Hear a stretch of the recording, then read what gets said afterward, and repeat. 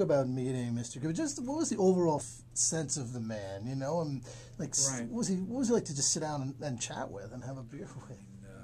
He had a theory. We went to a Chinese restaurant in Boreham Wood, probably the worst food I've ever had, but he had no idea about cuisine at all.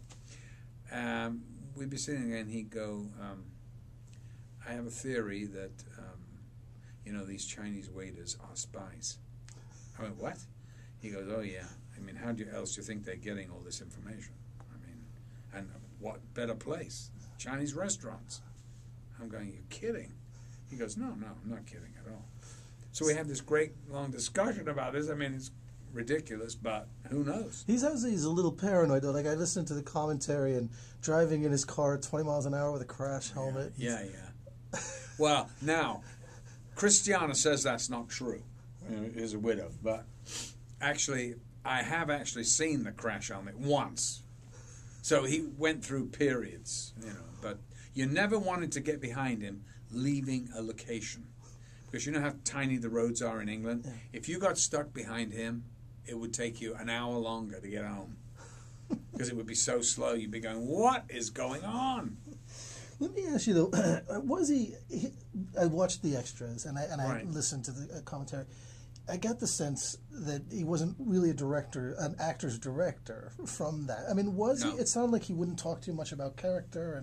He wouldn't at all. He'll talk about character, but it doesn't mean to say he's not an actor's director, because it just means to say that he didn't really know. It wasn't his expertise. But he gave you tremendous rein just to get out there and just fly with it, which was fantastic. And he was always encouraging more, go further. But, an actor knows instinctively what he can do and what he can't when he's crossed the line.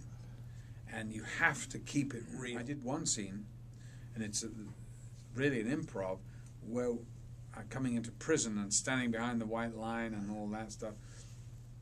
And he goes, I rehearsed it, and he goes, well, is that it? I went, yeah, that's it. And he goes, well, that's really boring. I don't know whether I can shoot that. And I went, hey, you can't be, high all the time. You've got to give the audience a little time to regroup. And so we have this blah, blah, blah. Anyway, I never heard another word about it. So. Mm-hmm. Now, it's funny. I've often asked, guys like yourself have worked with some of the great filmmakers, and the one thing they said they all have in common is that the best ones know what they want.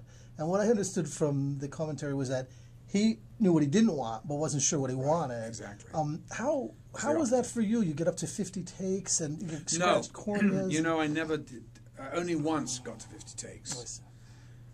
He hadn't got into that really paranoid state yet that he did get into later movies. I understand, but I think that... I don't know, maybe he was more sure of himself when he made this movie. He was pretty much at the top of his game. He's 47, plenty of energy, all the intellect, and all the experience. I mean, he was a master. I mean, he was. I used to say to him, hey, why don't you go to the bathroom, take a pee?